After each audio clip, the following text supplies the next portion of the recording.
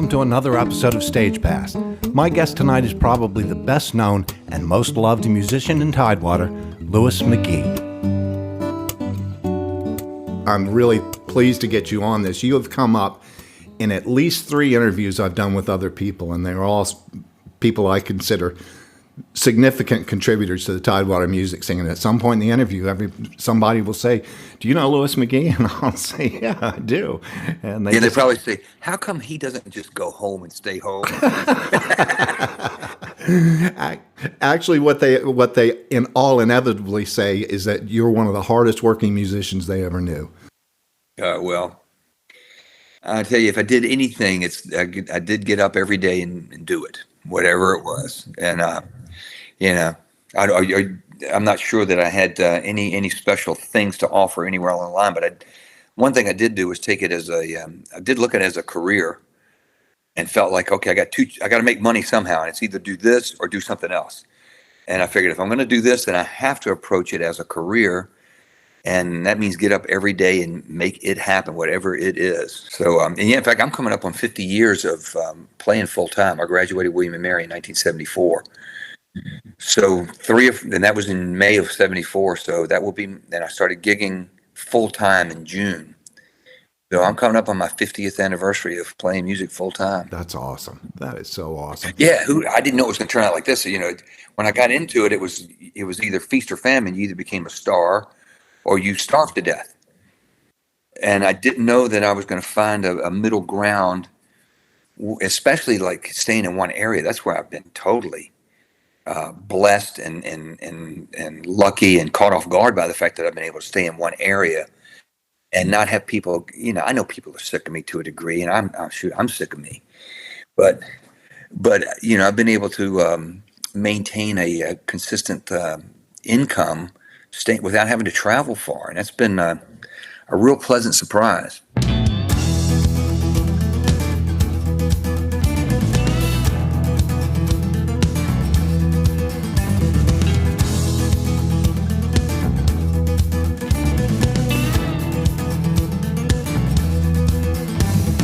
First you feel so driven, then you find you've gone too far.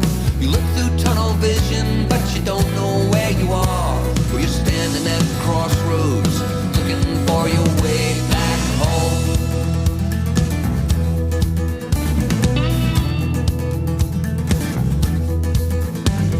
I guess you thought you'd make your mark, of course you would die young. They'd stand around at parties and they'd praise the things you've done. But you're standing at the crossroads, hoping for a way back home.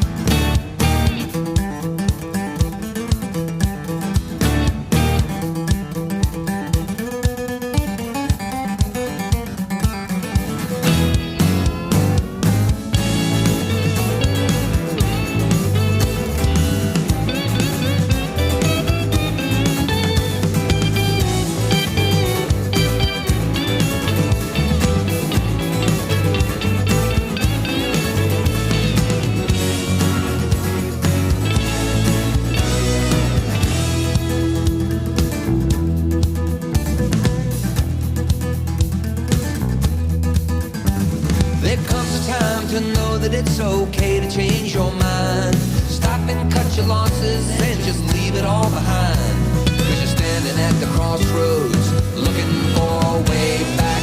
Hanging at the crossroads, hoping for a way back. Turning at the crossroads, headed on your way back home.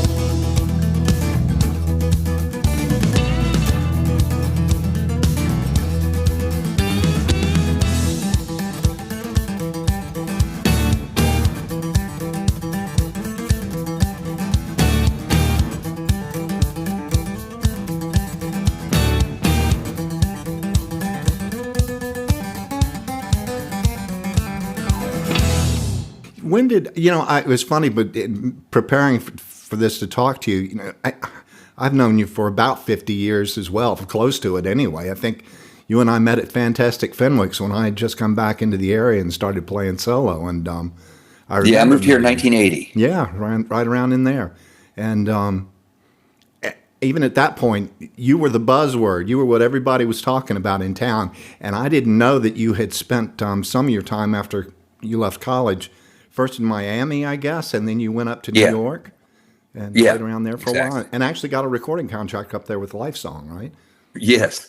Yeah, who produced Jim. It was an outgrowth of the production company, Cash West Productions, who produced Henry Gross, Jim Croce. Gosh, I'm trying to think. Mary Travers from Peter, Paul, and Mary. And anyway, they formed a record company, Lifesong Records, and I was one of the acts signed to that. So it happened quickly. I mean, that was within 18 months of me graduating from college. I thought I was in. I thought it was like I got invited to the party, but then I got asked to leave early. I mean, that's kind of the way I look at it. But at least I got to the party. Yeah, at least you got there, right? And I didn't realize the list of people that you've opened for. You've played. The one that really struck me odd was the Talking Heads. That one I don't see. I just don't. That had to be a tough one. That was a complete mismatch, and you could tell people by the looks of the audience when I got into my first song. They were looking at me like, "What in the hell is that? We didn't come for that. We could get that. We could get that down on Bleecker Street, But what had happened, oddly enough, it was supposed to have been God. Who was the lead singer from Steppenwolf? Oh, John Kay.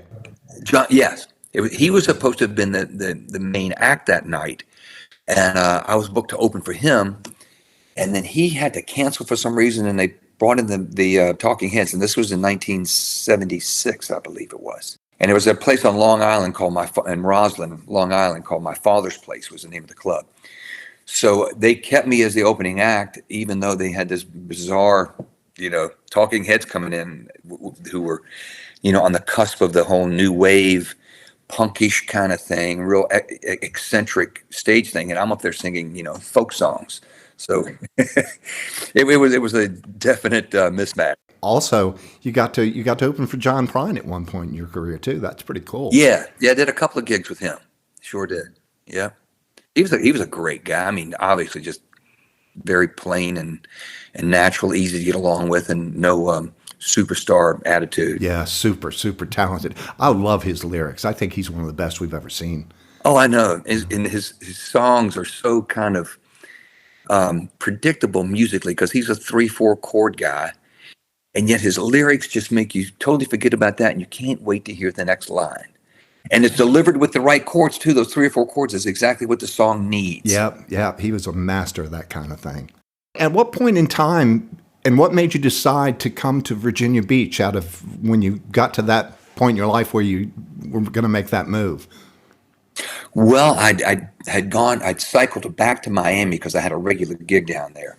So after my flirtation with the big time folded, I went back to Miami because I had a regular gig that I could plug in and make some money. And that was in 1979. And it was just dangerous down there. It was a lot of stuff going on. And I was playing until 3:00, 6 nights a week. Had a baby. I'd had a baby in 1978. And Marsha was, bless her heart, she stuck with me through it all. And we both kind of decided, I don't know. I had a band that was playing all original material with me, but we weren't going anywhere. And I just really felt like I needed to come back to Virginia. And she said, yeah, we do. So I followed her advice. She said, let's go home. And I'm not from this area, but she is. And we ended up moving into Chesapeake. And from there, I was really anticipating having to go back to grad school. In fact, I was running up back and forth to William and Mary, talking to professors up there about. I took the LSATs, the law boards, and maybe MBA. Anyway, I was just thinking I was going to have to get another career, another job. And as it turned out, I just started gigging in bars around here. And during that period, and after 1 year of doing it, I said, "Hey, this is pretty good. I made some decent money. I'll give it another year." And I just kept giving it. I would really, analyze it and try to be very thoughtful about what I was doing and whether it meant anything, because I didn't want to lose my youth and get surprised when I was 40 and say, "Uh-oh, now what?" But anyway, the short story is I was able to make a living all the way through that. And I figured that when the time was right, I would transition into something else. And that never happened. So I've just been lucky.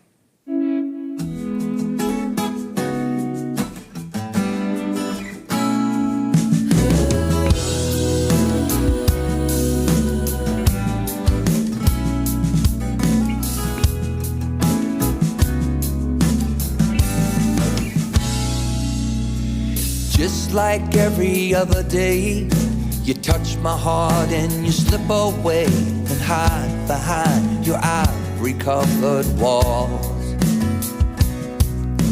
And in between the love you need and the solitary life you lead, I wait, I watch, I want to break inside. You tell it all to the stars at night. You wish I would, and you wish I might be the one who could light the light. But then you run from me, Amanda Lee.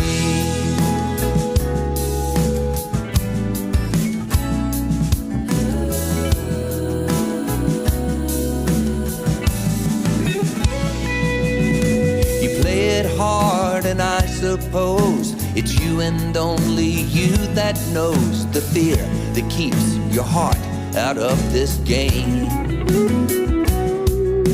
And in between what we desire, the strategies we both conspire, we start, we stop, and then we go around again.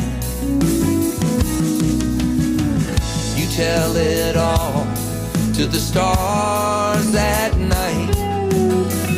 You wish I would, and you wish I might be the one who could light the light. But then you run from me, Amanda Lee.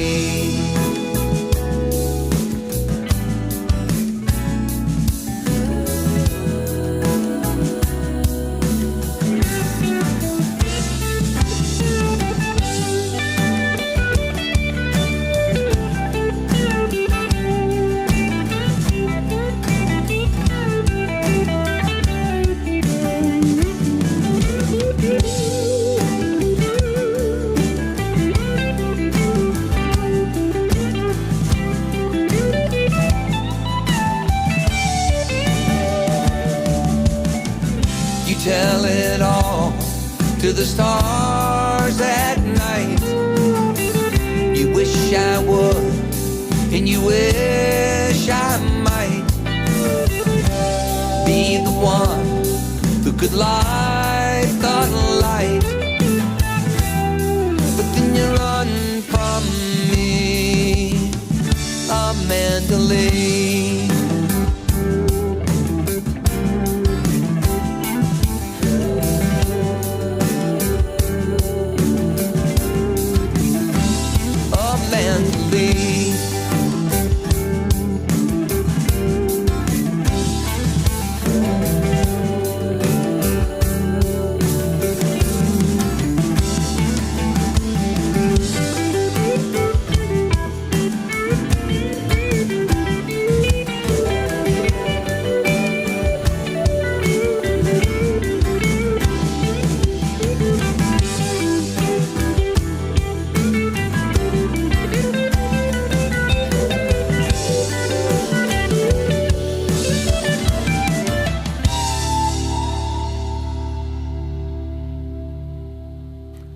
I did not know about the EP that was available on Apple Music until I started, I thought, let me look and see if Lewis has got anything out there. And I pulled that up, and man, those songs are great, Lou. I loved everything. Oh, well, thank you. I really did. That was, it's funny. I did that project in Nashville with my daughter, Casey, and her now husband is a engineer / producer in Nashville, Tim Brennan, and anyway, she said, Dad, why don't you start recording some of these songs and come to Nashville on a regular basis and just lay them down. So I went there and we hired a bass player and a drummer, and I went in the studio and just laid down the rhythm tracks. And then I went back in and overdubbed the guitar parts and had my daughter sing and play keyboards on it. So That's amazing. Well, I love. Tell me something about Amanda Lee. Where did that song come from? Because that's one of my favorites. I had two that were really huge favorites of mine off of that, and Amanda Lee was certainly one of them. well, actually, yeah, Amanda Lee, I had that guitar part, but that intro thing on the acoustic, which I really liked. It had these polychords in it, and I just came up with a melody, and I had the hook line of "Now you run from me, Amanda Lee." It just kind of fit with the syllables and all, and the rhymes that I was looking for. Um, and then Tammy Gardner. Are you familiar with Tammy? You know Tammy. Tammy and I were like co-writing some things back then, and I said, "All right, I got these certain lines that I've plugged into the song, but I had the whole thing written musically and melodically." And I said, and I'm stuck. So she came up with a large portion of the lyrics, and then we got together and tweaked it. Yeah, she's a talented lady too, isn't she? Yeah, she is. She is, and it was totally fictitious. I mean, it didn't. Some of my stuff can tend to be, overly pensive and too thoughtful or too introspective or whatever. So I liked writing something that was a little bit lighter thematically. Yeah. It's a great, catchy tune. And the other one, I have to tell you that I really enjoyed. I think because to me, it just captured the essence of what I see when I see you live, and that was the song Crossroads. That song to me really it could have been live. Oh, well, and a lot of it was because we pretty much played the bass player and drummer were all both session guys, really, really good players. And we ran through the song one time in the studio, and then we recorded it the next time. So it was pretty much live, and I played guitar with the bass and drums, and then went back and overdubbed the electric guitar and some lead stuff. Well, that's one thing Nashville has a deep pool of, and that's sidemen. Yeah, and they know how to read charts. I mean, the bass player did these great charts, and the drummer, they were just talented guys. And they kind of got where I was coming from, and I didn't really even know what I was looking for. I'd played so much by myself, putting drums especially has a whole different dynamic to it. And I just really liked what I thought was his sensitivity and sort of appreciation for what I was trying to accomplish, whatever that was. Well, thank you. No, it came out great. I really enjoyed it, and I was so glad to find it because, like I said, I didn't until we talked about doing this interview. I hadn't, I just hadn't looked, Lewis, to be honest. And I thought, he's bound to have something out there, and there it was. And then you had sent me most of some of the songs off of that EP, so that spiked my interest too. I thought, gosh, I hope he's got this out there somewhere that I can grab it and hear it. And so I was real pleased to find it. Well, good. Well, thank you. Yeah, and I'm going back out there because in February to try to lay down another song. And part of it, Michael, too, is that I just felt like at this point in my life, it's not like I'm looking for a record deal, and I don't even know if they exist, and that they certainly don't in the way that I used to think of it. And I'm not looking to make it big. I'm kind of looking at it as, I just want to catalog some of my songs so that for my posterity, for my grandchildren, when I'm long dead and gone, that they say, "Oh, this is my grandfather. He wrote this," and I just wanted to have sort of a clean version of some of my songs. Yeah, I think people would eat it up. I think they'd love. There are a lot of people our age, especially, that have followed you since you first got into this area and doing it. That I'm sure would support something like that of yours. And as far as the market today, I had a fellow I interviewed a few weeks ago that summed it up really well. He said, nowadays, a song is really a business card. You just hand it out, Yeah. and hope that somebody calls you back, Yeah, because you don't get paid for it. Mm-mm. And I don't know. The whole streaming thing is obviously a blessing and a curse at the same time. And people are inundated with music, and it's hard to even. It's like, gosh, there's so much out there, and some of it's really, really good, and some of it's terrible and some is mediocre, but there's this wide range of musical styles, and it's kind of a cool time in a way. But how do you monetize that? That's the trick. And even I mean, obviously, I think even a lot of the sort of mid-level acts, or they have to make their money touring. They don't unless you get multiple million plays on the streaming. You don't make a whole lot of money. I think country artists are still actually selling CDs, and I think you can still get X number of streams, and they're probably making some money off of publishing, that kind of thing. Yeah, but outside of that, it's tough. It's a totally different world than what you and I grew up in. That's for sure. It is, and and part of me feels kind of like, whew, I'm glad I am where I am, because it would be a damn struggle otherwise. Well, I tell you, it's funny, and I'll have to spend more time talking to one of the younger people that I talk to, but I've interviewed a couple of local musicians lately that I really admire. I don't know if you're familiar with Shane Cooley. Yeah. Tremendous writer. Yeah. And Nate Sachs out of Norfolk. Yeah. And both of them are really, really industrious and hardworking and cranking out a ton of stuff.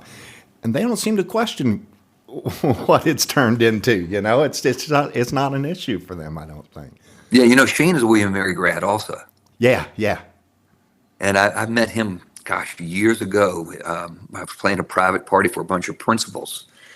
High school principals. His dad was there, and I met Shane then, and then we subsequently kind of, stayed in touch intermittently. And he's working it. He's out there writing and still doing all the songwriting nights and really pushing his original material. I did kind of segue into playing a lot of covers because it was necessary to get paid. Yeah, absolutely. And if I got asked to do a corporate gig where the money was good, I couldn't say no, because I was, had too much artistic integrity. I was like, no, I'd be glad to. I got 4 children that need supporting. So I was happy to play James Taylor and, Buffett if I had to, whatever it took to make the gig happen. And I think Shane and Nate are a little more, purist than I've become along the way. And my hat's off to them, Yeah. Yeah. Whatever it takes to be true to yourself is what I'm in favor of. Yeah. And you mentioned your kids, and I got to ask you about Casey, because when you go into a bar, do you spend most of your time watching after her? Because I think I would. No, she's pretty grounded. Well, see, I've been lucky. Having 4 daughters, and they've all been, kind of raised in with their dad being a bar musician. So they've been to bars since they were able to. I mean, a lot of times I'd have to take them to a gig, and my wife would come pick them up. So they'd be in a bar at 9:00 on a Friday night while I played my first set, and Mark should have to come pick them up. But they've turned out to be, my pride and joy. Now, is Casey following you in your footsteps? Is she going for a career in music? Well, she's been trying to, Michael, but she's in Nashville. She's been writing and recording. She's got a plethora of original stuff, well produced, stylized, and it's her. Really well done all the way around, compositionally and otherwise. And nobody has said yes. And whatever that means. So she puts it out there, but again, doesn't make any money. And in Nashville in particular, the live performance scene there is kind of what I mentioned earlier about the all or nothing game. The stars make money. The bar people are largely play for tips, and sometimes you can make some money doing that. But that's a tough thing too, because you might be sharing the night with 3 people on stage, and you pass the tip jarts. I don't know. It can be heartbreaking, and which is okay if you're 22 years old. But if you're approaching, your late 30s, mid 40s, or whatever it is, you say, God, I'd hope for a better quality of life than this. And so she is now doing sound healing as a source of income. Huh. Yeah, it's with the sound bowls, the crystal bowls. Yeah, yeah. And yeah, she's got her own thing. If you Google Casey Lane, she uses her middle name because McGee is such a messed up spelling. People go, "Are you McGee or you McGehee?" So she's gone as she's promotes herself as Casey Lane, Laine. That's fascinating. There's actually a growing field of that. Does she do it all on the internet? No, she does private one-on-one sessions. She does group things. She comes here to Tidewater and stays for 2 weeks at a time and does the ARE, Botanical Gardens. There's a yoga studio in Norfolk, and she has sort of a client list. So she'll do 10 sound healing or sound therapy gigs while she's here, and makes as much or more than she does, playing a gig of her music. Huh. And she bought a house in Nashville, and many of those homes in Nashville have basements. So she and her husband now have a studio in their basement, which is really cool. So when I go out there now, I just go down to the basement and we turn everything on and let it fly. That's awesome. And then at the end of the day, you got a place to stay, right? Oh yeah, yeah. Yeah, That's perfect. I'll at some point I'll reach out to her. I'd love to have Casey on this program too, and get her music exposed to some of the folks down here. So yeah.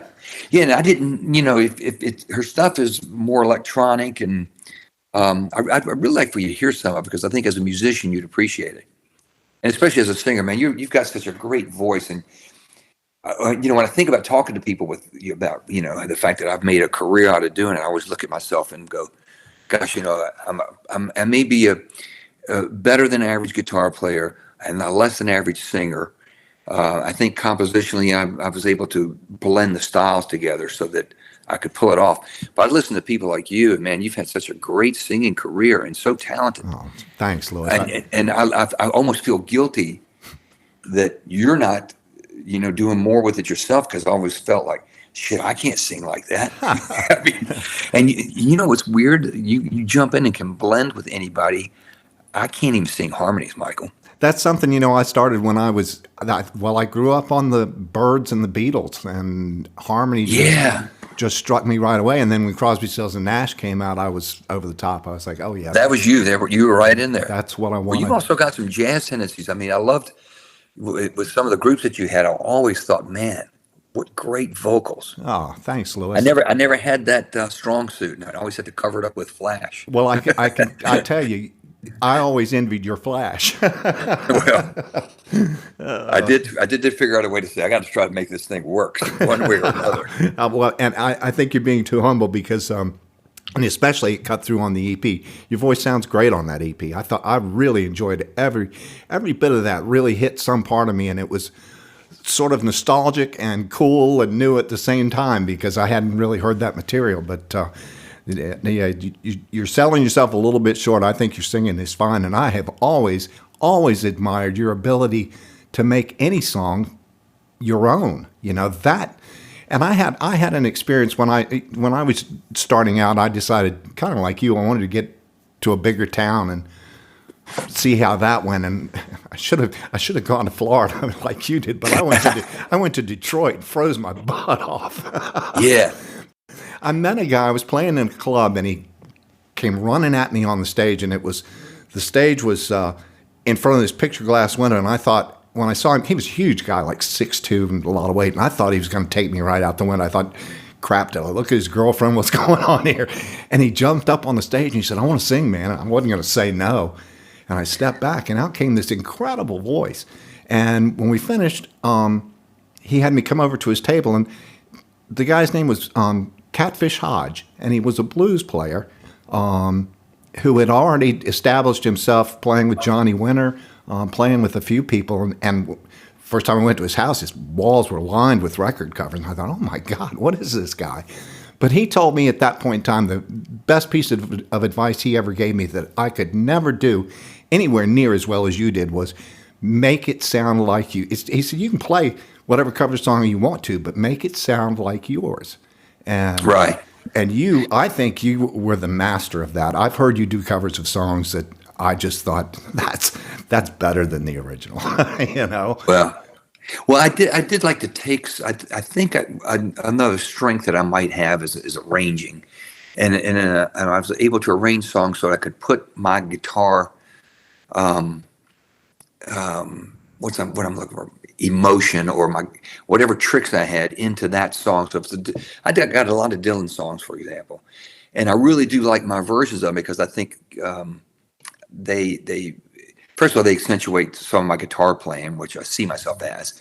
But it also is something that I tried to arrange the song so that I could perform it solo and not have be thinking, gosh, I wish I had a lead guitar player in here. I wish I could have had a harmonica for that.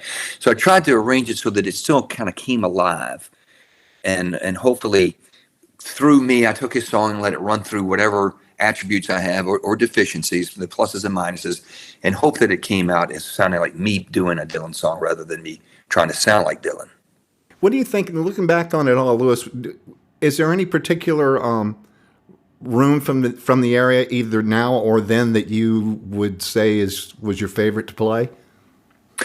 Well, early on for me, there was definitely two rooms that kind of I felt like they catered to what I had as a musician, and that was the Jewish Mother when it was on Pacific Avenue, and Abbey Road. Those were two strong gigs for me, where people would come in, and I was playing with Carl Warren and Michael McCarthy, and I think people came in to hear the music, and I did a ton of original material at both of those venues. And the cover stuff that I did, I really tried to arrange them again so that they would be, we had our twist on whatever the song was. So those rooms were very valuable for me in terms of getting name recognition and all that. I tell you, when you guys played together, what a powerhouse you guys were when you were playing with Carl Warren and with Michael McCarthy. Gosh, that was some amazing guitar playing to watch. I used to catch you guys. Another room that I always enjoyed playing, it was tiny, but it was always just a good place to play, was Reisner's. Oh yeah, Reisner's Deli. Yeah, you're right, because it was, in fact, the fact that it was small, people would come in and be standing up against the wall, and you felt like you were really putting on a show. Yeah, and it sounded good in there. For some reason, that room always sounded good to me. Yeah, it did. You know, I love playing with Carl and them and Michael and arranging stuff, because I tried to not be quite so folky with my original material. I wanted it to be aggressive and somewhat complex without being too over the top. So some of my songs I would take a really nice 3-minute song and turn it into 8 minutes with the jams. So, I don't know. I had fun doing it, whether it was a good thing to do musically, and I don't know. It was a bit self-indulgent, very self-indulgent.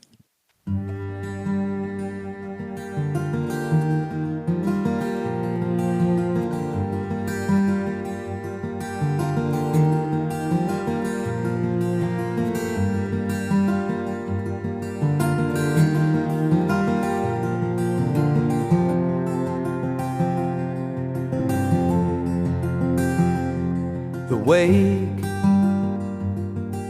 wake of things to come is here at last, as the future is now drifting to the past, revealing what it is we're striving for. Happiness is nothing but an empty state of mind, where men react and never need decide, for circumstance will never find them free.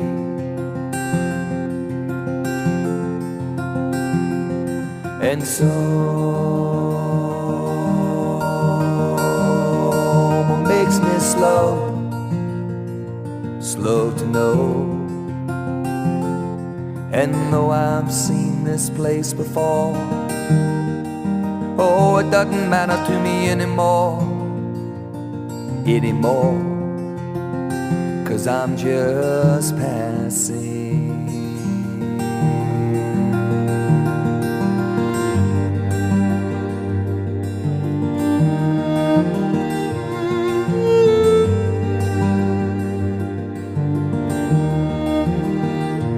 Look for God, but I never feel His presence in this place.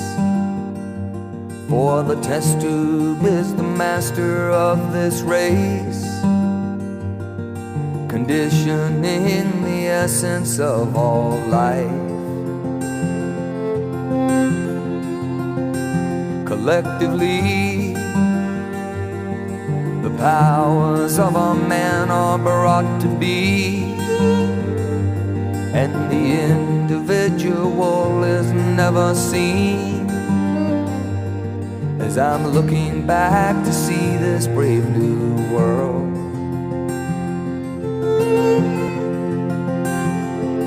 and someone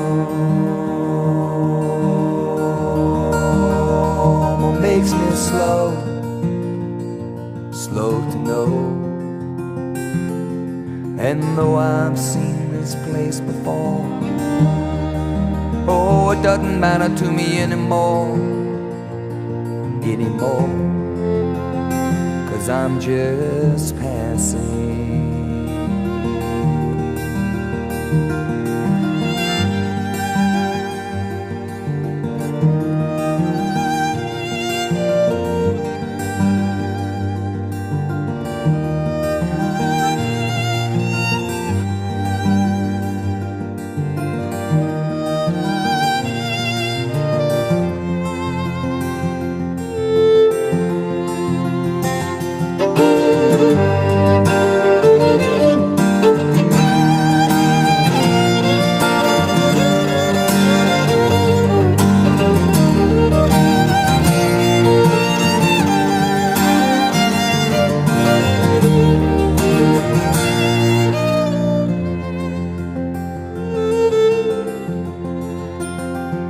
Far beyond, the savage beats his bleeding arms in vain. For man and truth have failed to meet again. As I'm looking back to see this brave new world,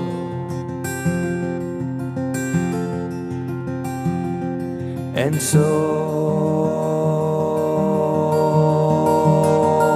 makes me slow to know that though I've seen this place before, oh, it doesn't matter to me anymore, 'cause I'm just passing.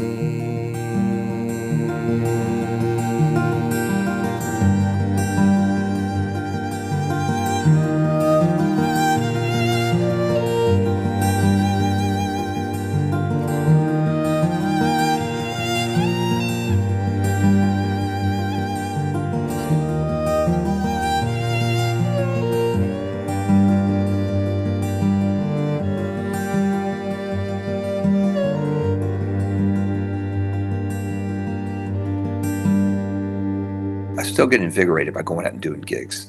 Even if I do a corporate gig, I still like feeling like I'm loading my equipment.